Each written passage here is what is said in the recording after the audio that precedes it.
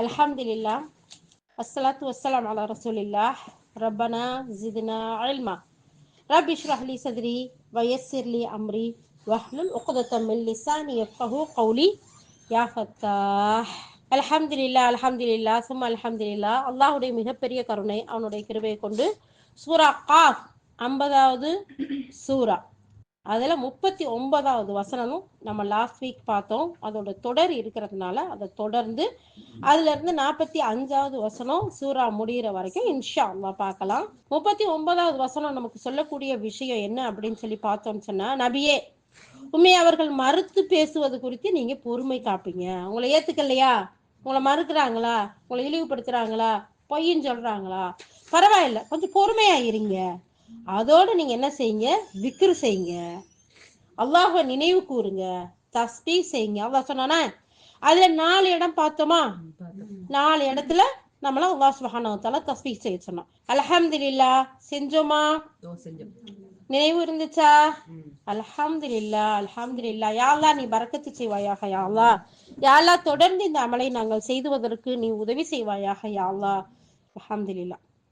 அப்போ அதே தொடர்ல நபி ஸல்லல்லாஹு அலைஹி வஸல்லம் சொல்றாங்க, பைத்துல் முகத்தஸுக்கு இரவுல அழைத்து செல்லப்பட்டாங்க. எப்போ? மிஹ்ராஜ். அப்போ இஸ்ரா அந்த மிஹ்ராஜ் பயணம் நடைபெறதுக்கு முன்னாடி கடமையாக்கப்பட்டிருந்த தொழுகை இருக்குல்ல, அது 2 நேரம் தொழுகையா இருந்துச்சு. 39வது வசனத்தோட தொடர்ல நபி ஸல்லல்லாஹு அலைஹி வஸல்லம் பைத்துல் முகத்தஸுக்கு இரவுல அழைத்து செய்யப்பட்டாங்க. அப்போ அந்த மிஹ்ராஜ் பயணம் நடக்கிறதுக்கு முன்னாடி கடமையாக்கப்பட்ட தொழுகை இருக்குல்ல, அது 2 தான். என்ன 2 இருந்துச்சு? ஃபஜ்ர், அதாவது சூரியன் உதைக்கிறதுக்கு முன்னாடி உள்ள அந்த தொழுகை. அசர் நேரத்துல சூரியன் மறைகிறதுக்கு முன்னாடி இருக்க தொழுகை 2 தான் கடமையாக்கப்பட்டு இருந்துச்சு. 2 நேர தொழுகை தான். எப்போ? இஸ்ரா மிஹ்ராஜுக்கு முன்னாடி வரைக்கும். அப்போ இரவு தொழுகை இருக்குல்ல, தஹஜ்ஜுத் தொழுகை, நபி ஸல்லல்லாஹு அலைஹி வஸல்லம் அவங்களுக்கும் அந்த அவங்களுடைய சமுதாயத்துக்கும் ஊராண்டு காலம் கடமையா இருந்துச்சாம். சுப்ஹானல்லாஹ், கடமையா இருந்துச்சாம். அல்லாஹு அக்பர். அப்போ இதுக்கு பின்னாடி அந்த சமுதாயத்தார் விஷயத்துல இரவு மட்டும் அந்த தொழுகை கடமைங்கிற சட்டம் காலாவதி ஆச்சு. எப்போ? மிஹ்ராஜ் பயணத்துக்கு பிறகு அப்படிங்கிறத பாக்குறோம். இதுக்கு பின்னாடி நபி ஸல்லல்லாஹு அலைஹி வஸல்லம் பைத்துல் முகத்தஸுக்கு அழைத்து செல்லப்பட்டாங்க. அந்த இரவுல 5 நேர தொழுகை அவங்களுக்கு கடமையாக்கப்பட்டுச்சு. மற்ற தொழுகைகள் அனைத்துமே அல்லாஹ் காலாவதி ஆக்கிட்டான். கட்டாயமா தொழுகணும் அப்படிங்கிற விதியில இல்லாம விருப்பப்பட்டவங்க தொழுதுக்கலாம் அப்படிங்கிற ஒரு இது வருது. இருந்தாலும் இந்த ஐவேளை தொழுகையில எது வந்துருச்சு? 5 நேர தொழுகை இருக்குல்ல, அந்த 5 நேர தொழுகையும் மிஹ்ராஜுக்கு பின்னாடி தானே கடமை. அதுக்கு முதல்ல 2 நேர தொழுகை தான். இந்த 2ஐயும் அல்லாஹ் தஆலா கட்டாயம் இல்லை அப்படின்னு சொல்லிட்டான். ஆனா இந்த 5க்குள்ள எது வந்துருச்சு? ஃபஜ்ர் நேர தொழுகையும் அசர் நேர தொழுகையும் அந்த 5க்குள்ளேயே வந்துருச்சு. மாஷா அல்லாஹ், அல்ஹம்துலில்லாஹ். அப்ப பாருங்க, சூரியன் உதிக்கிறதுக்கு முன்னாடியும் மறைகிறதுக்கு முன்னாடி உள்ள அந்த தொழுகை அந்த 5 நேர தொழுகையிலே வந்துருச்சுங்கிறத நம்ம கவனிக்கணும். இந்த இடத்துல இப்னு ஜரீர் பின் அப்துல்லாஹ் ரலியல்லாஹு சொல்றாங்க, என்ன சொல்றாங்க, நாங்க நபி ஸல்லல்லாஹு அலைஹி வஸல்லத்தோட உட்கார்ந்துருந்தோம். அப்ப நபி ஸல்லல்லாஹு அலைஹி வஸல்லம் இருக்கிறாங்கல்ல, அவங்க என்ன செய்யறாங்க, பௌர்ணமி இரவின் நிலவை பார்த்துட்டு ஒரு செய்தி ஒண்ணு சொல்றாங்க. நாங்க எல்லாரும் என்ன செஞ்சோம், நபி ஸல்லல்லாஹு அலைஹி வஸல்லத்தோட உட்கார்ந்துருந்தோம். இப்ப நம்ம உட்கார்ந்துருக்க மாதிரி இப்படி உட்கார்ந்துருந்தோம். அப்படி இருக்கும்போது நபி ஸல்லல்லாஹு அலைஹி வஸல்லம் என்ன செய்யறாங்க, பௌர்ணமி நிலவை பாக்குறாங்க. சோ அப்ப 14வது நாளா இருந்திருக்கு. அன்னைக்கு தானே பௌர்ணமி நிலவு ஒரு முழுசா வட்டமா பெருசா அழகா அப்படி வருது.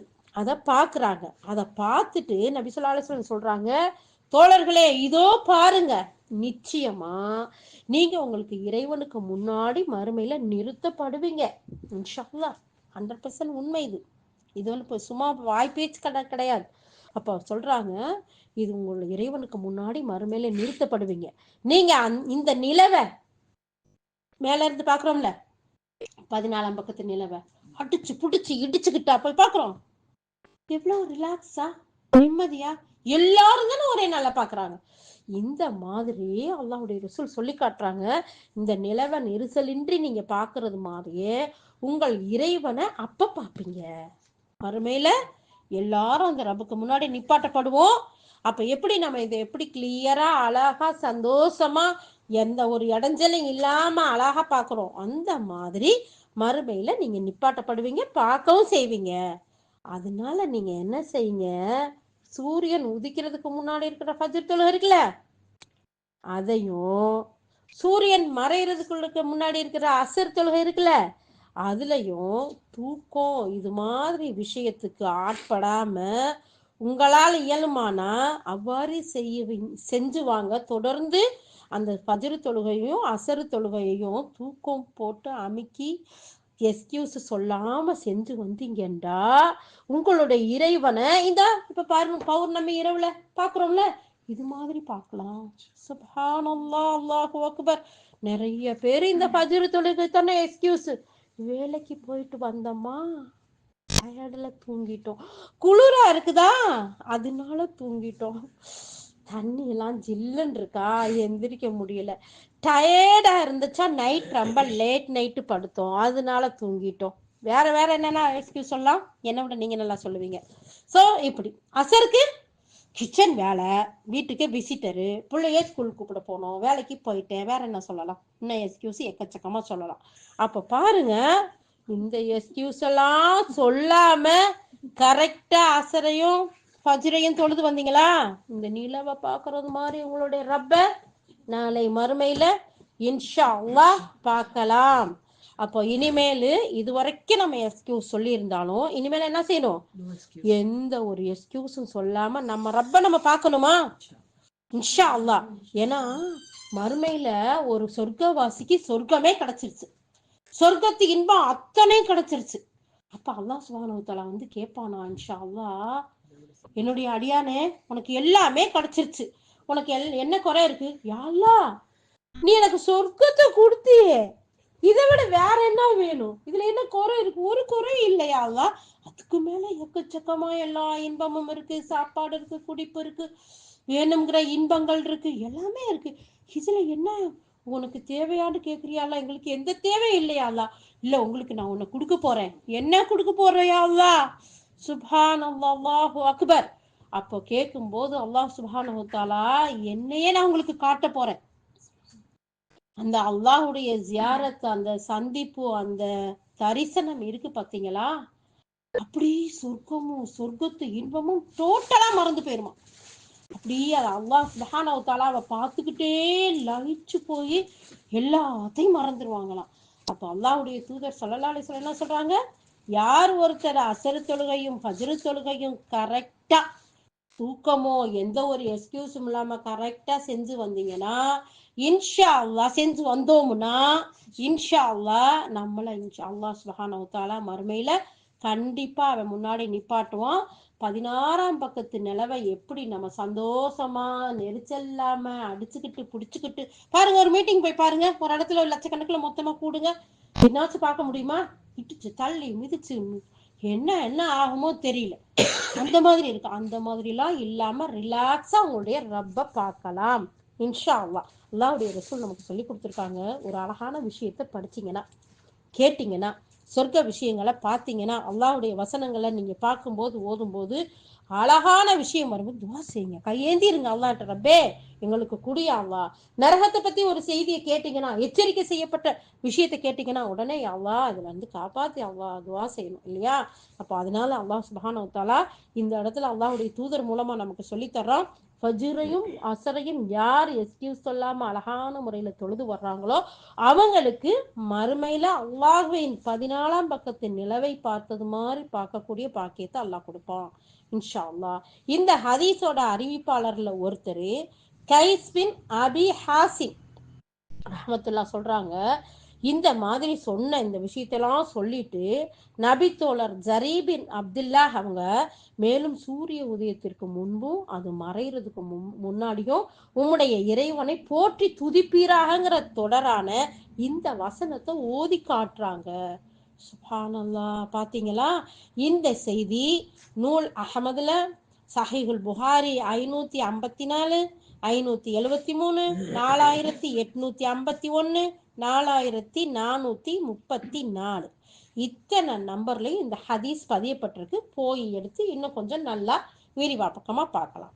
அடுத்து சஹீஹ் முஸ்லிம் 1113வது ஹதீஸாகும், ஜாமியு திருமதியில 2474வது ஹதீஸாவும் பதியப்பட்டிருக்கு. இதுல இன்னும் நிறைய விஷயங்கள் இருக்கு. அந்த ஹதீஸை எடுத்து பார்த்தா எனக்கு ரொம்ப ஆசை அந்த ஹதீஸ் எடுத்து உங்க எல்லாருக்கும் வாசிச்சு காட்டணும்னு. அதோடைய டைம் முடிஞ்சு போயிடும். அல்லாஹ் சுப்ஹானஹு வ தஆலா இந்த இடத்துல எவ்வளவு ஒரு அழகான விஷயத்த சொல்றான். அல்லாஹ்வுடைய தூதர் நமக்கு நல்ல அழகான விஷயத்தையும் சொல்லி காட்டுறாங்க. அதே நேரத்துல இங்க ரெஃபரன்ஸுக்கு நான் கொடுத்திருக்கக்கூடிய விஷயம் ஓகே, இந்த ஹதீஸ் நபி தோழர் ஜரீர் பின் அப்துல்லா அவங்க இதை சொல்லிட்டு அழகா இந்த தொடரையும் இந்த குர்ஆன் வசனத்தையும் ஓதி காட்டுறாங்க. இது நான் எல்லாருக்கும் சொன்னேன். முஸ்னத் அஹமதுல, சஹீஹுல் புகாரில பதியப்பட்டிருக்கு. சஹீஹுல் புகாரில 4 இடத்துல இருக்கு.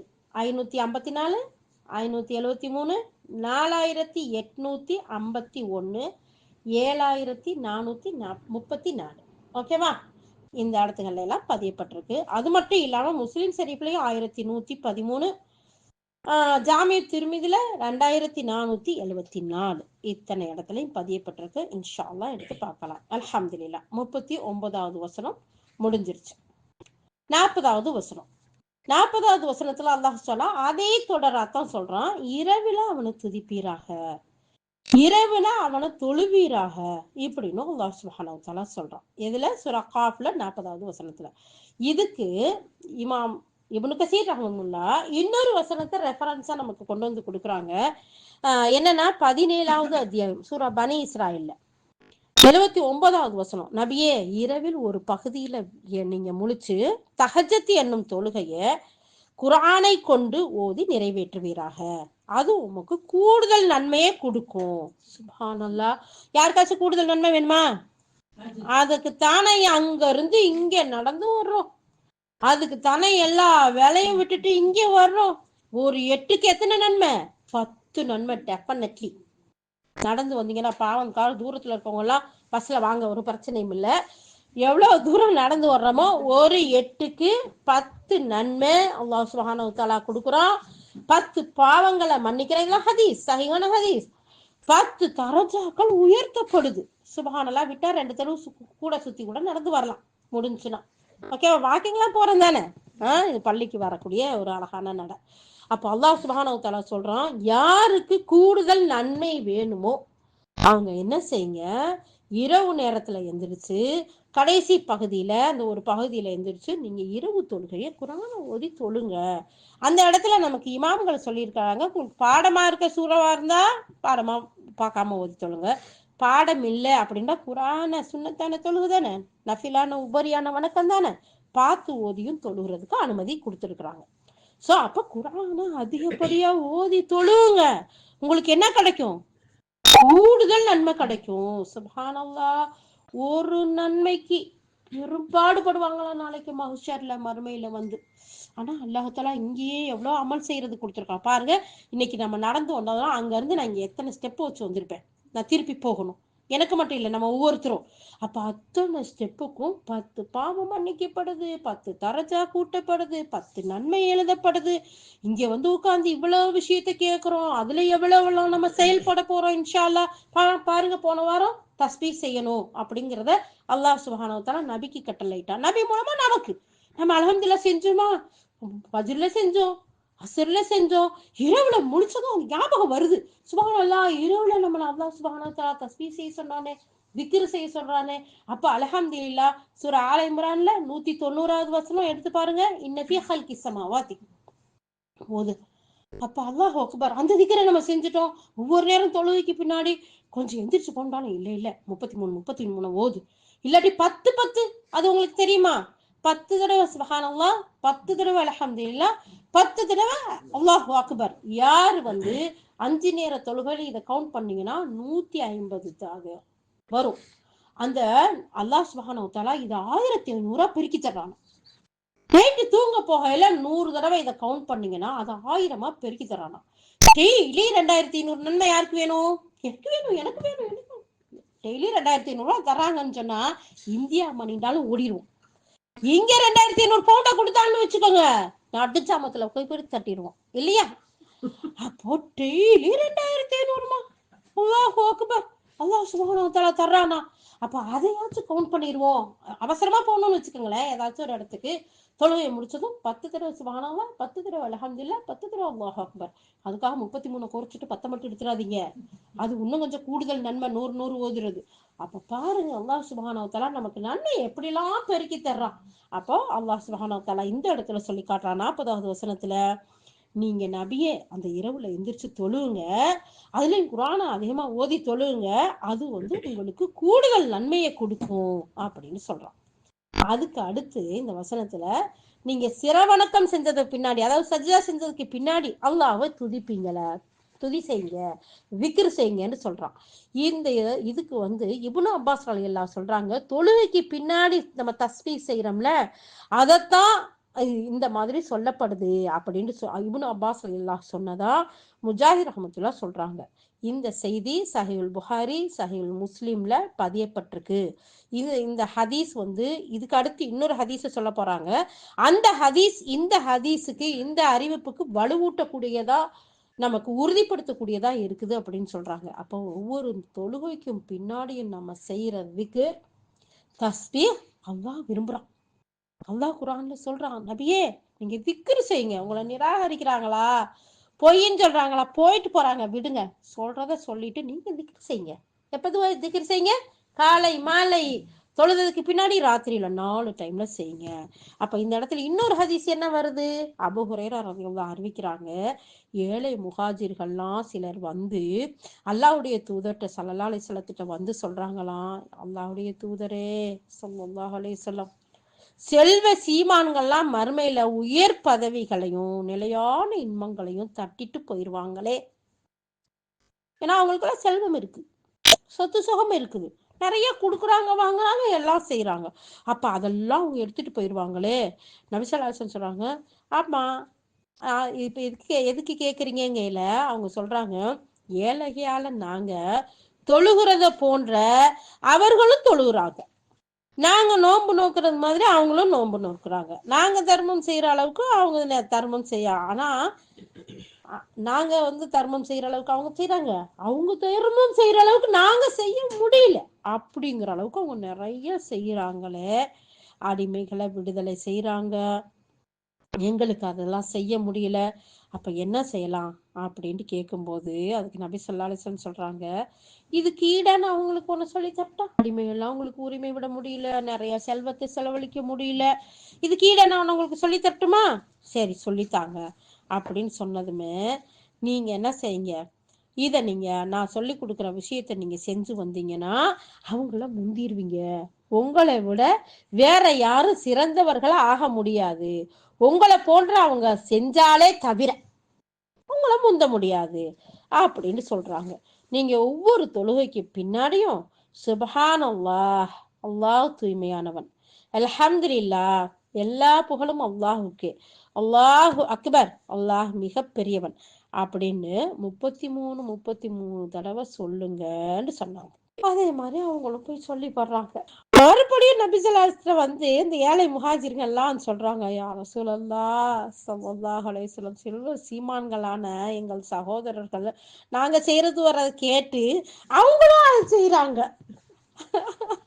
பாருங்களேன், நன்மையான விஷயத்துல எவ்வளவு ஒரு ஆர்வத்தோட ஆசையோட போய் இருந்திருக்கிறாங்கன்னு. அதுக்கு நபி ஸல்லல்லாஹு அலைஹி வஸல்லம் சொல்றாங்க, இது அல்லாஹ்வுடைய அருட்கொடையில உள்ளது, நாம் நாடியவர்களுக்கு அதை நாம வழங்குகிறான், அல்லாஹ் வழங்கக்கூடியவனா இருக்கான், அதனால நீங்க என்ன செய்யுங்க, கவலைப்படாதீங்க, அல்லாஹ் உங்களுக்கு கொடுப்பான் அப்படின்னு சொல்றாங்க. இந்த ஹதீஸ் சஹீஹுல் புகாரில 843, சஹீஹுல் முஸ்லிம்ல 1044வது ஹதீஸா வந்திருக்கு அப்படிங்கிறத பாக்குறோம். அப்போ நன்மைகள் விஷயத்துல எவ்வளவு போட்டி போட்டிருந்திருக்காங்க, எவ்வளவு ஆர்வம் கொண்டு ஆசையோடு போய் கேட்டிருக்காங்க பாத்தீங்களா. அல்ஹம்துலில்லாஹ், அல்ஹம்துலில்லாஹ். இதுக்கு பின்னாடி என்ன செய்யறாங்க, இந்த சிரவணக்கம் என்று சொல்றது சஜ்தா செய்யறது, அதுக்கு பின்னாடி நீ துதிப்பீராக அப்படிங்கிற இந்த மேற்கண்ட வசனம் இருக்கு பாத்தீங்களா, அது மக்ரிப் தொழுகைக்கு பின்னாடி 2 ரக்காத்து தொழுகிறத குறிக்குதுன்னு இன்னொரு கருத்தும் சொல்றாங்க. இன்னொரு கருத்தையும் கொடுக்குது, எது? மக்ரிப் தொழுகைக்கு பின்னாடி 2 ரக்காத்து தொழுகிறத கொடுக்குது, சுன்னத் தொழுகிறோம் இல்லையா, அதை சொல்லுதுன்னு சொல்றாங்க. இதையே முஜாஹித் ரஹ்மத்துல்லாஹ், இக்ரிமா ரஹ்மத்துல்லாஹ், ஷாஃபி ரஹ்மத்துல்லாஹ் இவங்க எல்லாருமே சொல்றாங்க இந்த செய்தியை. ஆனா அலி பின் அபி தாலிப் ரலியல்லாஹு அன்ஹு அவங்க என்ன சொல்றாங்கன்னா, அல்லாஹ்வுடைய தூதர் ஸல்லல்லாஹு அலைஹி வஸல்லம் அவங்க ஃபஜ்ர் அண்ட் அஸர் 2 தொழுகைக்கு நீங்களா மற்ற கடமையான தொழுகை ஒவ்வொன்றுக்கும் 2 ரக்காயத்து தொழுது வருவாங்க. ஃபஜ்ருக்கு பின்னாடி 2 ரக்காயத்து சுன்னத்து இல்ல. முன்னாடி சுன்னத் தொழுதுறோம்ல பரல, அதுக்கு அடுத்து இல்ல. அசருக்கு பின்னாடி சுன்னத்து இல்ல தொழுகல. இது ரெண்டையும் தவிர ஒவ்வொரு தொழுகையிலையுமே பரல தொழுகைக்கு பின்னாடி 2 ரக்காயத்து தொழுவது வர்றது வழக்கமா வச்சிருக்காங்கன்னு சொல்றாங்க. புரியுதானே உங்க எல்லாருக்கும்? ஃபஜ்ருக்கும் அசருக்கும் மட்டும் இல்லாம மற்ற எல்லா தொழுகைக்கும் நம்ம தொழுவுதான் செய்யறோம். அல்ஹம்துலில்லாஹ் ஃபர்து தொழுகைக்கு பின்னாடி சுன்னத்து 2 ரக்காயத் தொழுகிறோம் இல்லையா, அப்போ தொழுது வந்திருக்காங்க. இது வழக்கமா இருந்திருக்கு அப்படிங்கிறத அலி இப்னு அபி தாலிப் ரலியல்லாஹு அன்ஹு சொல்றாங்க. இன்னொரு அறிவிப்புல எப்படி வந்திருக்கு, கடமையான ஒவ்வொரு தொழுகைக்கு பின்னாடியும் 2 ரக்காயத் தொழுது இருக்கிறாங்க அப்படிங்கிறதும் வந்திருக்கு. முஸ்னத் அஹமதுல இந்த ஹதீஸ் பதியப்பட்டிருக்கு. இது தொடர்ந்து நிறைய விஷயங்களும் சொல்லப்பட்டிருக்கு. ஓகேவா? அடுத்து இப்னு அப்பாஸ் ரலியல்லாஹு சொல்றாங்க, ஒரு நாள் இரவு நான் அல்லாஹ்வுடைய தூதர் ஸல்லல்லாஹு அலைஹி வஸல்லம் அவங்களோட தங்கி இருந்தேன். இப்னு அப்பாஸ் ரலியல்லாஹு சொல்றாங்க, அப்போ ஃபஜ்ர் தொழுகைக்கு முன்னாடி சுருக்கமான 2 ரக்காயத்து தொழுதாங்க நபி ஸல்லல்லாஹு அலைஹி வஸல்லம். பின்னாடி ஃபஜ்ர் தொழுகைக்காக வீட்ல இருந்து புறப்பட்டு போனோம். அப்போ அப்பாஸின் புதல்வரே கூப்பிட்டு சொல்றாங்க, இப்னு அப்பாஸ, அவங்க பேர் அப்துல்லா. அப்ப கூப்பிட்டு சொல்றாங்க, அப்பாஸுடைய மகனே, நட்சத்திரங்கள் மறைந்த பின்னாடி, அதாவது ஃபஜ்ர் தொழுகைக்கு முன்னு 2 ரக்காத்துகளையும், சிரவணக்கத்திற்கு பின்னாடி, அதாவது மஹரிபு தொழுகைக்கு பின்னாடி 2 ரக்காயத்துகளையும் நீர் தொழுது வருவீராகன்னு என்கிட்ட சொன்னாங்க. இது தப்சீர் இப்னு அபி ஹாத்தம்ல பதியப்பட்டிருக்கு. தபரானி, ஹாக்கிம், ஜாமிய திருமதி, அதுல திருமதியில 3197வது ஹதீஸா பதியப்பட்டிருக்கு அப்படின்னு சொல்றாங்க. இது கரீப் வகை ஹதீஸ் ஆகும் அப்படிங்கிறதையும் அறிவிப்பாளர் தொடர்ற சொல்லி காட்டுறாங்க. இன்னொரு அறிவிப்புல என்ன சொல்றாங்கன்னா, இது அநேகமா இப்னு அப்பாஸ் அவங்களுடைய கருத்தா இருக்கும் இமாம் இப்னு கஸீர் ரஹ்மத்துல்லாஹ் சொல்றாங்க. நோட் பண்ணிக்கோங்க. அப்ப பாருங்க, சுப்ஹானல்லாஹ், அல்லாஹ்வுடைய தூதர் அந்த பின் சுன்னத்துக்கு அந்த முக்கியத்துவம் எவ்வளவு கொடுத்திருக்கிறாங்க அப்படிங்கிறது நமக்கு இதுல இருந்து தெரியுது. அல்ஹம்துலில்லாஹ். 41வது வசனத்துல அல்லாஹ் சுப்ஹானஹு வ தஆலா சொல்றான், முஹம்மதே ஸல்லல்லாஹு அலைஹி வஸல்லம், செவிதாழ்த்தி கேளுங்க. அந்த நாள் இருக்குல்ல, அந்த நாளை பத்தின செய்திய நீங்க இப்ப கவனமா காது கொடுத்து கேளுங்க. அந்த நாள்ல அழைப்பாளர் ஒருவர் அருகில் இருக்கும் இடத்திலிருந்து அழைப்பார். பக்கத்துல இருந்து கூப்பிட்ட மாதிரி கேக்குமா. எந்த நாள்ல? அந்த இறுதி தீர்ப்பு நாள்ல ஒரு சூர் பூண்டு ஊதுவாங்களா, பூண்டு வருமா, ஆண்டு வருமா, டம டமண்டு வருமா, அல்லாஹ் நீ தான் அறிவ. பக்கத்துல இருந்து கேட்ட மாதிரி கேக்குமா. அல்லாஹ் சுப்ஹானஹு வ தஆலா நபி ஸல்லல்லாஹு அலைஹி வஸல்லத்தை கூப்பிட்டு சொல்றான். அபுல் அஹ்பார் ரஹ்மத்துல்லாஹ் அவங்க சொல்றாங்க, அந்த நாள்ல உயர்ந்தவனாகிய அல்லாஹ் சுப்ஹானஹு வ தஆலா வானவர் ஒருவருக்கு கட்டளை இடுவான். அவர் பைத்துல் முகத்தஸின் பாறை இருக்குல்ல, அதுக்கு மேல நின்று கொண்டு அப்படி இத்து போன எலும்புகள் இருக்குல்ல, அந்த எலும்புகளை எடுத்து துண்டு துண்டாகி போன அதையெல்லாம் எடுத்து அந்த இணைப்பு மூட்டுக்களே, நியாய தீர்ப்பு வழங்குவதற்காக நீங்கள் அனைவரும் ஒன்றிணைய வேண்டும் என அல்லாஹ் உங்களுக்கு கட்டளையிடுகிறான் ஒரு அழைப்பு கொடுப்பார். உங்களை அல்லாஹ் ஒண்ணு சேர சொல்லி அல்லாஹ் கட்டளை இடுறான், அவன் நியாய தீர்ப்பு சொல்ல போறான்னு சொல்லி கட்டளையிட்டு அழைப்பாராம். இந்த செய்தி தப்சீர் தபரியில வருதுன்னு இமாம் இப்னு கஸீர் ரஹ்மத்துல்லாஹ் சொல்றாங்க. எங்கேயோ இருந்தாலும் அந்த சத்தத்தை கேட்க மாட்டோம், பக்கத்துல இருக்கிற மாதிரியான ஒரு அழைப்பு. அதனாலதான் அல்லாஹ் சுப்ஹானஹு வ தஆலா இந்த இடத்துல கேட்கிறான், நபியே நீங்க செவிதாழ்த்தி கேளுங்க, அந்த நாளில் அழைப்பாளர் ஒருவர் அருகிலிருந்து அழைப்பார் அப்படின்னு அல்லாஹ் சுப்ஹானஹு வ தஆலா சொல்றான். அதை தொடர்ந்து 42வது வசனத்துல, அந்த நாளில் சத்தியத்திற்கான பேரோசையை அவர்கள் செவியுறுவார்கள். அந்த எக்காலம் ஊதப்படுவதை இது குறித்து சொல்லி காட்டுது. அதுதான் சத்தியத்தை மறுபடியும் உயிர் கொடுத்து எழுப்பப்படும் கொண்டு வரும் நாளாக இருக்கும். இது தொடர்பாக அவர்கள் அதிகமான மக்கள் சந்தேகத்தில், ஐயத்தில் இருந்து வருகிறார்கள். பாருங்க, நிறைய மக்கள் சந்தேகத்திலையும் அச்சத்திலையும் ஒரு ஒரு நடக்குமா நடக்காதாங்கிறதுல இருக்கிறாங்க. ஆனா அல்லாஹ் சுப்ஹானஹு வ தஆலா இது நடந்தே தீரும் அப்படிங்கறத அல்லாஹ் சுப்ஹானஹு வ தஆலா இந்த இடத்துல சொல்லி காட்டுறான். அப்போ அந்த நேரத்துல என்ன சொல்றாங்க, இதை தொடர்ந்து சொல்றாங்க, இதுதான் வெளியேறும் நாள் என்று கூறப்படுகிறது. அதாவது அடக்க தலங்களிலிருந்து வெளியேறும் நாளாகும். எந்த நாள்? அல்லாஹ் சுப்ஹானஹு வ தஆலா சொல்றான் பாத்தீங்களா? நபி நபி ஸல்லல்லாஹு அலைஹி வஸல்லத்தை கூப்பிட்டு, நபியே, பக்கத்துல இருந்து அழைக்கக்கூடிய அழைப்பாளர். அன்றைய தினம் நமக்கு முன்னாடி போனவங்க, மூதாதையர், நம்ம அம்மா வாப்பா தாத்தா பாட்டி அகல பெத்தவங்க, இவங்களை பெத்தவங்க எல்லாரையும் ஒரு செகண்ட்ல அல்லாஹ் சுப்ஹானஹு வ தஆலா இந்த சவுண்டு ஆதம் அலைஹிஸ்ஸலாம் தொட்டு இனிமேல் வரப்போதுல கியாமத்து, அந்த நாள் வரைக்கும் வரக்கூடிய அத்தனை மக்களுக்கும் காதுல கேட்டு அடக்கப்பட்ட அத்தனை பேரும் ஒரே ஒரு நிமிஷத்துல, ஒரு செகண்ட்ல வந்து எல்லாரும் ஆஜராயிருவாங்களாம். சுப்ஹானல்லாஹ். அது எப்படிப்பட்ட நாளா இருக்கும்? அப்ப அது எப்படிப்பட்ட சத்தமா இருக்கும்? கொஞ்சம் நினைச்சு பார்ப்பவன் அல்லாஹ் அப்படி கொஞ்ச நேரம் கண்ணை மூடி நினைச்சு பார்த்தா நமக்கு ஏதாச்சும் ஒரு பக்கம் ஓடுமா? வேற ஏதாச்சும் ஒரு பக்கம் சிந்தனை போகுமா? போகவே போகாது. அல்லாஹ் சுப்ஹானஹு வ தஆலா இந்த இடத்துல சொல்லி காட்டுறான், அப்படிப்பட்ட நாள், அந்த நாள் அடக்கம் தளத்துல இருந்து வெளிக்கொண்டு வரக்கூடிய நாளா இருக்கு. நபியே, அது எங்கேயோ இருந்து கேட்கிற சத்தம் இல்ல, ஒவ்வொருத்தருக்கும் பக்கத்துல இருந்து கேட்கக்கூடிய சத்தம் அப்படிங்கறத அல்லாஹ் சுப்ஹானஹு வ தஆலா சொல்றான். 43வது வசனத்துல அல்லாஹ் சொல்றான், நிச்சயமா நாமே உயிர் கொடுக்கிறோம், நாமே மரணிக்க செய்யறோம், அனைவரும் நம்மிடமே திரும்பி வர வேண்டி இருக்கிறது. இதுல எந்த ஒரு சந்தேகம் இல்லை. அவங்கெல்லாம் சந்தேகத்துல அதிகமானவங்க இருக்கிறாங்க, சந்தேகப்படவே தேவையில்ல. கண்டிப்பா உங்களை நம்ம முதல்ல எப்படி படைச்சோமோ அதே மாதிரி மறுபடியும் உங்களை படைச்சு கொண்டு வருவோம். அவனே தொடக்கத்தில் படைக்கிறான், பின்னர் மறுபடியும் அவன் படைக்கிறான். படைப்பினங்கள் யாவும் அவனிடமே திரும்பி செல்ல வேண்டி இருக்கிறது. அப்போ ஒவ்வொருவருக்கும் அவர்களுடைய செயலுக்கேற்ப பிரதிபலன் வழங்குவான். செயல் நன்மையாக இருந்தால் பிரதிபலனும் எப்படி இருக்கும்? நல்லதா இருக்கும். செயல் கெட்டதா இருந்தா அதோட பிரதிபலனும் ரிசல்ட்டும் பாத்தீங்களா? அல்லாஹ் சுப்ஹானஹு வ தஆலா எவ்வளவு தெளிவா, எவ்வளவு கிளியரா, நான் தான் உங்களை படைச்சேன், கண்டிப்பா உங்களை மறுபடியும் எழுப்பி கொண்டு வந்துருவேன். நிச்சயமா இந்த உலகத்துல நீங்க வாழும்போது நன்மை செஞ்சிருந்தீங்கன்னா உங்களுக்கு உங்களோட கிஃப்ட் எப்படி இருக்கும்? நல்லாதான் இருக்கும். அப்படித்தானே? நம்ம அழகா எல்லா எக்ஸாமுக்கும் கொஸ்டினுக்கும் ஆன்சர் பண்ணியிருந்தோம்னா என்ன செய்வோம்? நான் எல்லாத்துக்கும் பண்ணிட்டேன், நீ பண்ணிட்டியாடி? பண்ணிட்டேன் சொல்லுவோமா இல்லையா? பேசிக்கிறோமா இல்லையா? நான்லாம் எல்லாத்தையும் கரெக்டா பண்ணிட்டேன், இந்த ஒன் வேர்டை மட்டும் விட்டுட்டேன்டி, அதெல்லாம் மன்னிச்சிருவான் இன்ஷா அல்லாஹ். 40% எல்லாம் மன்னிச்சிருன்னு சொல்றேன்ல, ஒன் வேர்டை எல்லாம் மன்னிக்க மாட்டான் இன்ஷா அல்லாஹ், கண்டிப்பா மன்னிப்பான் நிச்சயமா இன்ஷா அல்லாஹ், இன்ஷா அல்லாஹ்.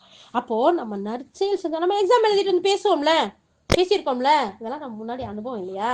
அல்ஹம்துலில்லாஹ். அப்படி ஸ்கூல் லைஃப் காலேஜ் லைஃப்க்கு போயிடுவோம். அல்ஹம்துலில்லாஹ். என்ன ஒரு அழகான ஒரு வசந்தமான வாழ்க்கை இல்லையா? அதெல்லாம் மறக்க முடியாத லைஃப் அது. அல்ஹம்துலில்லாஹ். சோ அப்ப அல்லாஹ் சுப்ஹானஹு வ தஆலா சொல்லி காட்டுறான், நீங்க நல்ல பலன் நன்மை செஞ்சிருந்தா உங்களுடைய பிரதிபலனும் உங்களுக்கு திருப்பி ரிட்டர்ன் கிடைக்க போறதும் நல்லதாவே கிடைக்கும். கெட்டது செஞ்சுட்டு வந்திருந்தீங்கன்னு வச்சுக்கோங்க, அதுக்கு கூலி என்னவா இருக்கும்? யா அல்லாஹ், நான் சொல்லலை யா அல்லாஹ், எங்களை எல்லாரையும் காப்பாத்தி யா அல்லாஹ், யா அல்லாஹ் எங்களை மனிதர்கள் யா அல்லாஹ், நாங்கள் பலகீனமானவர்கள் யா அல்லாஹ், யா அல்லாஹ் நாங்கள் மறதியாளர்களாகவும் இருக்கின்றோம் யா அல்லாஹ், எங்களை நீ குற்றம் பிடிக்காதே யா அல்லாஹ், யா அல்லாஹ் நன்மையின் பக்கம் விரைவாக செல்லக்கூடியவர்களாகவும் தீமையிலிருந்து விலகி வாழக்கூடிய மக்களாகவும் எங்கள் அனைவரையும் நீ ஆக்கி வை யா அல்லாஹ், ஆமீன் யா ரப்பல் ஆலமீன். 44 அல்லாஹ் சுப்ஹானஹு வ தஆலா சொல்றான், அந்த பூமி பிளந்து விரைவாக அதிலிருந்து அவர்கள் வெளியேறுவார்கள். யார்? அல்லாஹ் சுப்ஹானஹு வ தஆலா சொல்றான். பூமியெல்லாம் அப்படி படபடன்னு பொழக்குமா? அப்படி இருக்கும். கோடான கோடி மக்கள் இதுவரைக்கும் முன்னாடி வாழ்ந்து போயிருக்காங்க, இப்ப எத்தனையோ 700 கோடிங்கிறாங்க, 800 கோடிங்கிறாங்க, இப்ப வாழ்ந்துகிட்டு இருக்கிறது, முன்னாடி இருக்கிறது எல்லாம் அங்கங்க பொழந்து உள்ள இருந்து வெளியே வந்தா எப்படி இருக்கும் அந்த நாள்? கொஞ்ச நேரம் கற்பனை பண்ணி பார்ப்போமே, எப்படி இருக்கும்? சுப்ஹானல்லாஹ். அல்லாஹ் சொல்றான், அந்த பூமி பிளந்து அதுல இருந்து விளைவா வெளியேறி வருவாங்க அப்படின்னு சொல்லக்கூடிய இந்த வசனத்துக்கு விளக்கம் சொல்லும் போது, அந்த நாள் வல்லமையும் மாண்பு மிக்க அல்லாஹ் வானிலிருந்து மழையை பொழிவிப்பான். எவ்வாறு தண்ணீரால் ஈர மண்ணிலிருந்து விதை முளைக்குமோ அதே மாதிரி இந்த மழையால் அனைத்து படைப்பினங்களின் சடலங்களும் அடக்க தளத்திலிருந்து முளைச்சு வந்த மாதிரி ஒடியா வந்துடும். எப்படி தண்ணி போய் பட்டதும் நம்ம நைட்டு படுக்கையில கூட அந்த அளவுக்கு இருக்கும், காலையில இருந்துச்சு பார்த்தா அப்படி பச பசன்னு மழை தண்ணி பட்டு அப்படியே செழிப்பா அழகா இருக்கும் பாருங்களேன். அந்த புல்ல செடியில எல்லாம் அந்த மழை தண்ணியோட நிக்கிறதோட நம்ம பார்க்கவே நல்லா கண் குளிர்ச்சி அழகா இருக்கும். அது மாதிரி இந்த மழை தண்ணி போய் பட்டதோட எல்லா சடலங்களும் அப்போ சுபானத்தால எவ்வளவு பெரிய ஆற்றல் உள்ளவன் பாருங்களேன். நம்ம என்ன நினைச்சுக்கிட்டு இருக்கோம், நம்மளோட சக்தி அளவுக்கே ரொம்ப நினைச்சுக்கிட்டு இருக்கோம். அதனாலதான் இவ்வளவையும் பார்க்க முடியுமா, இவ்வளவு பேர் கேட்கற துவாவில நம்ம துவாவெல்லாம் கபூல் செஞ்சிருவானா, இவ்வளவு பேர் குற்றம் பண்ணிட்டு இருக்கல, நம்ம குற்றத்தை எல்லாம் பார்க்கவா போறோம் விடுங்க அப்படின்லாம் செஞ்சுட்டு போறவங்க இருக்கிறாங்க. நம்மள மாதிரி பார்க்க கூடாது. அல்லாஹ் சுப்ஹானஹு வ தஆலா ஆற்றல் உள்ளவன், மாபெரும் கருணையாளன். எந்த அளவுக்குன்னா அந்த மழை தண்ணி போய் பட்ட உடனே புல்லு முளைச்ச மாதிரி அவ்வளவு பேரும் முளைச்சு எந்திரிச்சு வருவாங்கன்னா அந்த தண்ணிக்கு தான் எவ்வளவு பவரு, இந்த உடம்புக்கு தான் எவ்வளவு ஒரு ஒரு அல்லாஹ் சுப்ஹானஹு வ தஆலா பட்டதும் அப்படியே எந்திரிச்சு. செராக்ஸ் மிஷின்ல கூட பேப்பரை போய் வச்சு ஒரு அழுத்தி அப்புறமா பார்க்கணும், இங்க் இருக்கணும், இல்லாட்டி ஒண்ணு இருக்காது, பிளாங்க் பேப்பர் தான் வரும். ஆனா தண்ணி போய் பட்ட உடனே முளைச்சு அப்படி கை காலம் மூஞ்சி முகம் இருந்த மாதிரி வருவாங்கன்னு சொன்னா சுப்ஹானல்லாஹ், அல்லாஹு அக்பர், அல்லாஹு அக்பர். அதுக்கு பின்னாடி அந்த சடலங்கள் முழு வடிவம் வரும்போது உயர்ந்தோனாகி அல்லாஹ் சுப்ஹானஹு வ தஆலா வானவர் இஸ்ராபீல் அலைஹிஸ்ஸலாம் அவர்கள்ட்ட கட்டளை இடுவான். அவர் 2வது தடவை எக்காலத்தை அந்த சூரை ஊதுவார். 2வது தடவையா அவர் அந்த சூரை ஊதுனதுமே உயிர்கள் எல்லாம் அந்த அவர் ஊதக்கூடிய அந்த எக்காலத்தோட துளையில இருந்து புறப்பட்டு வானத்துக்கும் பூமிக்கும் அலை மோதுமா. அந்த ஊதுனதோட அந்த உயிர் அப்படியே எல்லா பக்கமும் திரிஞ்சு அலை மோதுமா. அப்போ அல்லாஹ் சுப்ஹானஹு வ தஆலா சொல்வானா, எனது வல்லமையின் மீதும் மாண்பின் மீதும் ஆணையாக ஒவ்வொரு உயிரும் தனக்கு முன்னாடி இருந்த உடலோட போய் சேர்ந்துருங்க, உடலோட கண்டிப்பா திரும்பட்டும் அப்படின்னு அல்லாஹ் சுப்ஹானஹு வ தஆலா சொல்லுவானா. கொஞ்ச நேரம் கற்பனை பண்ணி பார்ப்போம். உயிர் பூரா ஊதுனதும் வெளியே அப்படியே அலைஞ்சுக்கிட்டு இருக்கையில இப்ப பேய் அலையுதுங்கிறாங்க. பேயும் அலையில, பிசாசும் அலையல, ஒன்னும் இல்லை. அல்ஹம்துலில்லாஹ்னு உயிரை வாங்கினதோட இல்லையுனோ சிஜினோ ஏதோ ஒரு இடத்துக்கு போயுதுன்னு எல்லாம் தெளிவா சொல்றான். போய் சேர்ந்ததே இவங்க போய் சேர விடாம அலைய விடுறாங்க. ஐயோ அங்க போகாத, பேய் இருக்கு, அருவாள் எடுத்துக்கிட்டு போ, கல் எடுத்துக்கிட்டு போ, கம்பு எடுத்துக்கிட்டு போ, கறி எடுத்துக்கிட்டு போ, மிளகாத்தலை தூக்கி வச்சுக்கிட்டு போ. பிசாசு அதெல்லாம் பார்த்துக்கிட்டா இருக்க போகுது. சுப்ஹானல்லாஹ், இவ்வளவு பெரிய ஒரு மூட நம்பிக்கை பாருங்களேன். அல்லாஹ் அக்பர். ஆனா அப்போ அல்லாஹ் தஆலா சொல்றான், அவரு ஊதுவார்ல, ஊதுனதும் அப்பதான் அந்த ரூஹெல்லாம் அங்க இருந்து என்ன செய்யும், அப்படியே அலை மோதிக்கிட்டு இருக்கும். அப்படி அலை மோதிக்கிட்டு இருக்கப்போ அல்லாஹ் தஆலா சொல்லுவான், அவனுடைய வல்லமையின் மீது ஆணையிட்டு சொல்லுவான், உங்களோட உயிரெல்லாம் என்ன செய்யுங்க, உங்க உடம்புக்கு போங்க அப்படின்னு அல்லாஹ் சொல்லுவான். உடனே என்ன செய்யும், ஒவ்வொரு உயிரும் அதன் உடலுக்கு திரும்பும். அப்போ விஷஜந்தினால் தீண்டப்பட்டவருடைய உடல்ல அந்த விஷம் எப்படி அப்படியே ஊடுருவி உடலெல்லாம் பரவுது. அது உங்களுக்கு எக்ஸ்பீரியன்ஸ் இருக்கா தெரியல. இந்த ஊர்ல இங்கெல்லாம் நான் பார்க்கல, ஊர்ல எல்லாம் தேல் குடிச்சிச்சு பாருங்களேன், அப்படியே விஷம் ஏறும் பாருங்க, சும்மா சர சர சர சரண்டு அப்படி. இது எனக்கு எக்ஸ்பீரியன்ஸ் இருக்கு, அதனால சொல்றேன். இப்ப பாம்பு கடிச்சா, ஒரு ஒரு விஷசந்து கடிச்சா எப்படி அந்த விஷம் அப்படி உடம்பெல்லாம் பரவுதோ, அது மாதிரி இந்த உயிர் போய் அந்த உடம்போட அப்படியே பரவி முழுசா அந்த உடம்புக்கு ரூஹ் வந்துரும் அப்படிங்கிறது தான் இந்த இடத்துல நமக்கு சொல்லி காட்டுறாங்க. அப்ப பாருங்க எந்த அளவுக்குன்னு சொல்லிட்டு. அப்ப பின்னாடி பூமி பழக்கும், அவங்க எழுந்து அல்லாஹ்வின் கட்டளை நோக்கி விரைந்து சென்று விசாரணை பெருவழியில் நிற்பார்கள். என்ன செய்வாங்க, இந்த ரூஹெல்லாம் அந்த சூர் ஊதுனதோட ரூஹ் வெளியே வரும். ரூஹ் வெளியே வந்ததோட என்ன செய்வாங்க, அப்படியே அந்த ரூஹெல்லாம் அந்தந்த உடம்புக்கு போய் சேரும். அந்த உடம்பெல்லாம் பூமியை பொழந்துக்கிட்டு வெளியே அந்த விசாரணை திடல்ல எல்லாரும் ஒண்ணு சேர்ந்துருவாங்க. அப்ப அது எவ்வளவு பெரிய கிரவுண்டா இருக்கும். இங்க இருக்க கிரவுண்ட்ல இப்ப முஃப்திமனுக்கு வர்றாரு, 1,00,000 பேர் வந்தாங்கன்னு சொன்னா என்ன பெரிய கூட்டமா இருக்கு. 2,00,000 பேர் வந்தாங்க, 10,00,000 பேர் வந்தாங்கன்னா அரஃபா வெளியில எவ்வளோ பெரிய கூட்டமா இருக்கு. சுப்ஹானல்லாஹ், பல லட்சம் பேரா, பல கோடி, அவ்வளவு பேரும் இந்த விசாரணை பெருவழியில நிப்பாங்கண்டா. அல்லாஹ் தஆலா எவ்வளவு பெரிய கிரவுண்ட் ரெடி பண்ணி வச்சிருப்பான். அல்லாஹு அக்பர், அல்லாஹு அக்பர். ஒவ்வொன்னையும் நினைச்சு பார்த்தா அல்லாஹ்வுடைய ஆற்றல், அவனுடைய வல்லமை, அவனுடைய மிகப்பெரிய நுண்ணறிவு. அல்லாஹு அக்பர், அவனுக்கே உரியது அது எல்லாமே. அல்ஹம்துலில்லாஹ். அப்போ இந்த சொல்லிட்டு சொல்றாங்க, இந்த பின்னாடி ஒரு வசனத்தை சொல்லி காட்டுறாங்க. அழைப்பாளரை நோக்கி அவர்கள் விரைந்து செல்வார்கள். ஏக இறைவனை ஏற்க மறுத்தோர் இது சிரமமான நாள்னு சொல்லுவாங்களாம். அல்லாஹ்வை ஏற்க மறுத்துட்டாங்கல்ல, நாத்திகர்கள்லாம் என்ன சொல்றாங்க, கடவுளே இல்லைங்கிறாங்க. சிலர்கள் என்ன செய்றாங்க, கடவுள் இருக்கிறாரு, அவருக்கா இவ்வளவையும் பார்க்க முடியாது, அதனால நம்ம என்ன செய்வோம், குட்டி குட்டி செப்பரேட் சப்போர்ட் பண்றதுக்கு குட்டி தெய்வங்களை நம்ம வச்சுக்கிருவோம், குல தெய்வம்னு வச்சுக்கிருவோம் அப்படின்னு தாங்கள் கைகளால மண்ணை குழைச்சி செய்யற சிலைகளை, செதுக்கின சிலைகளை உதவும்னு வச்சுக்கிறாங்க. அப்படிப்பட்ட அந்த ஆளுகள்லாம் அங்க வருவாங்களாம். இது ரொம்ப சிரமமான நாளா இருக்கே அப்படின்னு சொல்லுவாங்களாம். அல்லாஹ் தஆலா சொல்றான் 54வது அத்தியாயத்துல 8வது வசனமா அல்லாஹ் சுப்ஹானஹு வ தஆலா சொல்றான். அழைப்பாளர்களை நோக்கி அழைத்து எல்லாரும் வரும்போது இறைவனை மறுத்த மக்கள் இது கஷ்டமான நாளா இருக்கேன்னு சொல்லுவாங்க. உங்களை அவன் எழுமாறு அழைக்கும் நாளில் அவனை புகழ்ந்தவாறு நீங்கள் பதிலளிப்பீர்கள். மேலும் குறைவான காலமே உலகில் தங்கியிருந்ததாக நீங்கள் கருதுவீர்கள். 17வது அத்தியாயம் சூரா இஸ்ரா 52வது வசனத்துல அல்லாஹ் தஆலா சொல்றான். அப்போ அல்லாஹ்வை நம்பினவங்க எல்லாம் அல்லாஹ் அப்படி புகழ்ந்த மாதிரி அவன் கூப்பிடுற அந்த சத்தத்துக்கு பதில் சொல்லிக்கிட்டு என்ன செய்வாங்களாம், நம்ம கொஞ்ச நாள் தானே இந்த உலகத்துல வாழ்ந்திருந்தோம்னு சொல்லிக்கிட்டு வருவாங்களாம். எப்படி பாத்தீங்களா? அல்லாஹ் அக்பர். அல்லாஹ்வின் தூதர் ஸல்லல்லாஹு அலைஹி வஸல்லம் சொல்றாங்க, மறுமையில் முதலில் மண்ணறையை பிளந்து உயிர் கொடுத்து எழுப்பப்படுவன்னு நானே முதன்மையானவனாக இருப்பேன்னு சொல்றாங்க. இந்த இது அபூ ஹுரைரா ரலியல்லாஹு அறிவிக்கிறாங்க, முஸ்னத் அஹ்மது, மேலும் சஹீஹ் முஸ்லிம் தமிழாக்கத்துல 4575வது ஹதீஸா இது வருதுங்கிறதே நமக்கு சொல்றாங்க. அப்போ இப்படி உயிர் கொடுக்கப்படுறதுலயே முதல்ல நான் தான் முதல்ல மண்ணறையை பிளந்து எந்திரிச்சு வெளியே வருவேங்கிறதையும் அல்லாஹ்வுடைய தூதர் சொல்லக்கூடிய செய்தியும் நம்ம பார்க்கிறோம். அல்ஹம்துலில்லாஹ். அடுத்து பாருங்க, இதே தொடர்ல இது நமக்கு எளிதான ஒன்று திரட்டுதல்னு அல்லாஹ் சொல்றான்.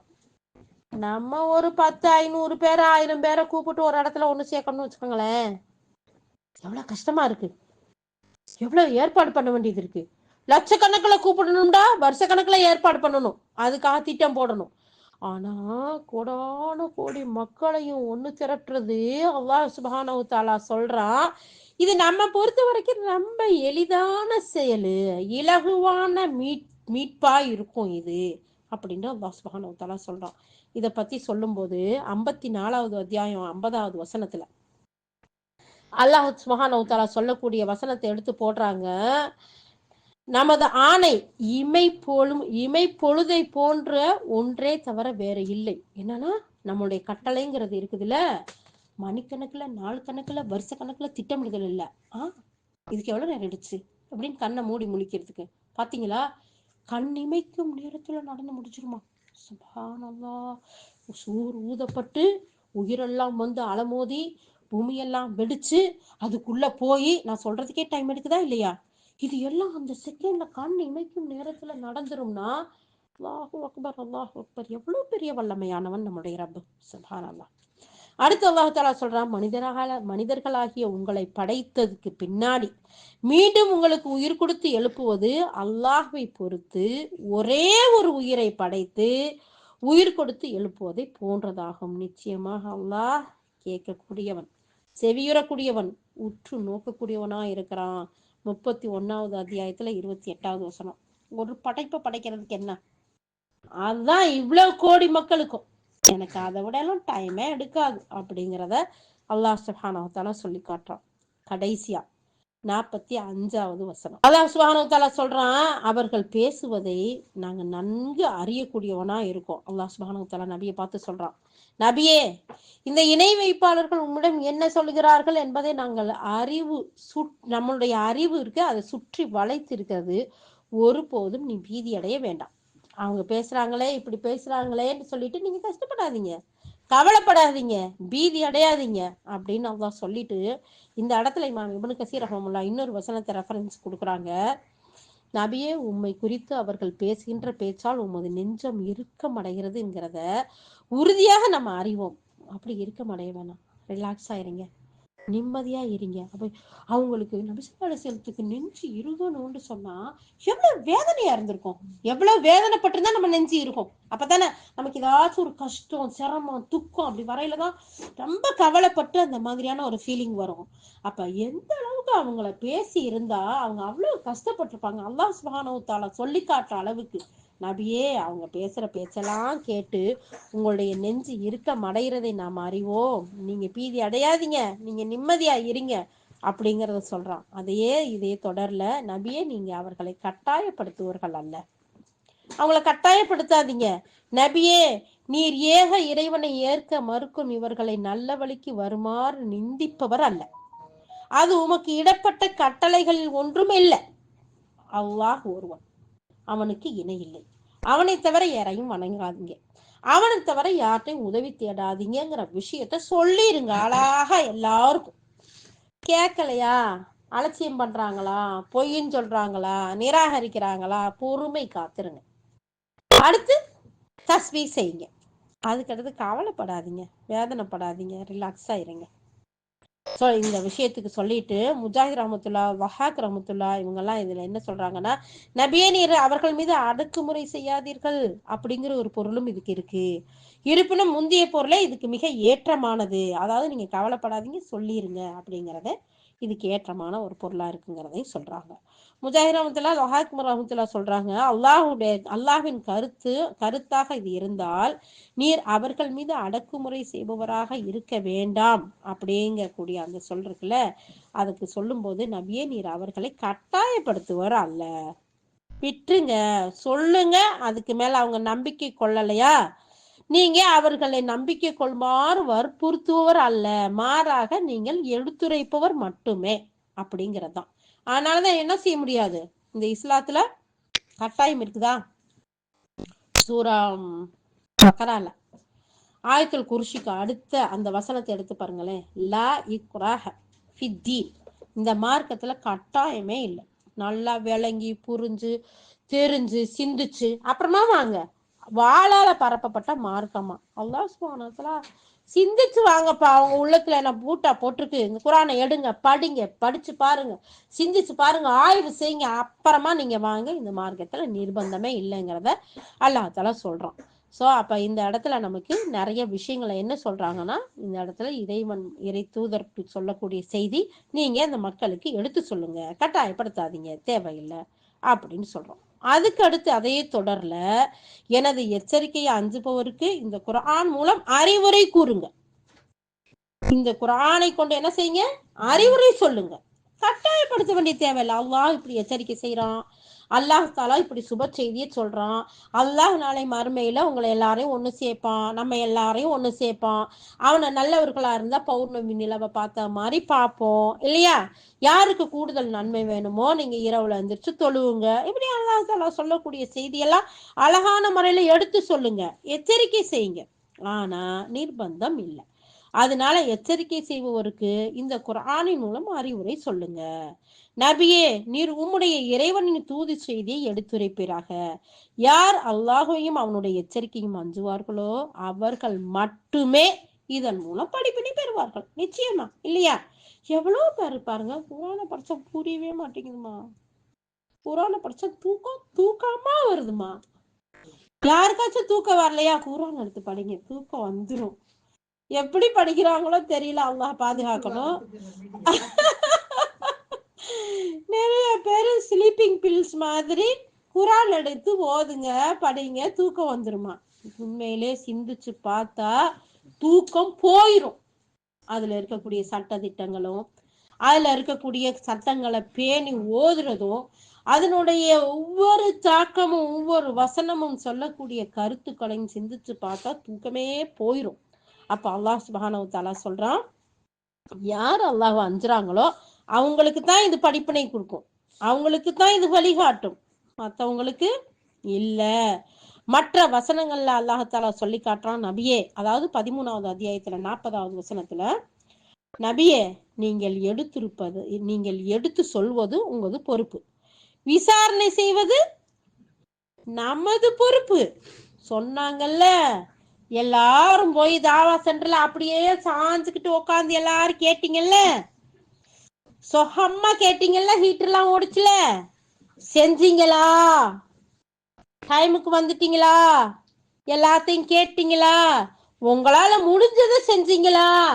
முடியாதெல்லாம் நம்ம உண்மையிலேயே வித்தியன்னு சொல்ற மாதிரியே அல்லாஹ் சுப்ஹானஹு வ தஆலா ஆமன ரசூல்னு வரக்கூடிய அந்த கடைசி வசனத்துல எடுத்து பாருங்க. அல்லாஹ் சுப்ஹானஹு சொல்ற, எந்த ஆத்மாவையும் அந்த ஆத்மாவுடைய சக்திக்கு மேல நம்ம சோதிக்கவே மாட்டோம், இப்படியும் அல்லாஹ் சொல்றான். அப்போ அதனால நம்ம சக்திக்கு உட்பட்டு செஞ்சோமா அப்படிங்கறதான் அல்லாஹ் சுப்ஹானஹு வ தஆலா கேட்பான்ல, நிச்சயமா கேட்பான். இந்த ரெண்டு பக்கமும் வேற எழுதிக்கிட்டு வேற இருக்காங்க. இந்த நன்மை செஞ்சதெல்லாம் எழுதி வச்சிருக்கோம். நன்மை செய்யறவரை எழுத அவசரமா இவர் எழுதிடுவாராம்.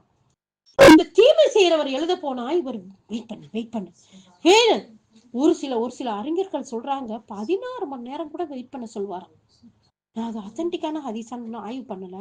அவ்வளவு நேரம் அவர் வெயிட் பண்ண சொல்ல, இரு நல்லது செஞ்சிருவான், எழுதாத அப்படியே எழுதினாலும் ஒரு தீமை தானா, ஒரு தீமை செஞ்சா ஒரு தீமை தான், ஒரு நன்மை செஞ்சா நம்மளுடைய கல்பு எவ்வளவு இஹ்லாஸா செஞ்சுச்சோ அதுக்கு தகுந்த மாதிரி 70 700 ரெட்டிப்பு பன்மடங்கு கால்குலேஷன் பண்ணி பாருங்க. கால்குலேட்டர்ல வராது, அப்படி நம்பர்லாம் வரும். சுப்ஹானல்லாஹ், அல்லாஹ் அப்படி கொடுக்கக்கூடியவன். அந்த ரப்புல் ஆலமீன் சொல்றான், நபியே இது இறைவனுடைய செய்தி, இத நீங்க சொல்லுங்க, யாரு அச்சப்படுவார்களோ நம்புவாங்களோ அவங்களுக்கு மட்டும் இது படிப்பினை தரும். இன்னொரு வசனத்துல சொல்றாங்க அல்லாஹ் சுப்ஹானஹு வ தஆலா, இதை எடுத்து சொல்றதுதான் உங்களுடைய பொறுப்பு. விசாரணை செய்வது, ஏன் செய்யல செஞ்சீங்கன்னு கேக்குறது நம்முடைய பொறுப்பு. 13:40. அடுத்து அல்லாஹ் சுப்ஹானஹு வ தஆலா சொல்றான், நபியே இவர்கள் நல்ல வழியில் சேர்ப்பது உங்களோட பொறுப்பு கிடையாது. இவங்களை எல்லாத்தையும் கூட்டிட்டு போய் சொர்க்கத்துல விடணும்னு ஆசைப்படுறீங்க, ஓகே, ஆனா கண்டிப்பா கட்டாயப்படுத்துறது உங்களுடைய பொறுப்பு இல்ல. மாறாக அல்லாஹ் தன் நாடு ஒரே நல்ல வழியில செலுத்துறான். 2வது அத்தியாயம் 272வது வசனம். அப்ப பாருங்க, நிச்சயமா அல்லாஹ் தஆலா சொல்றான், நபியே நிச்சயமா நீ விரும்புறவங்களை எல்லாம் உங்களால நேர்வழியில செலுத்த முடியாது. அல்லாஹ் தன் யார நாடுறானோ அவங்களத்தான் நல்ல வழியில செலுத்துவான். 28வது அத்தியாயம் 56வது வசனம். இப்ப நம்ம எடுத்துக்கிட்டோம்னா இந்த ஈஸ்டாம்ல எவ்வளவு பேர் இருக்கிறாங்க இல்லையா?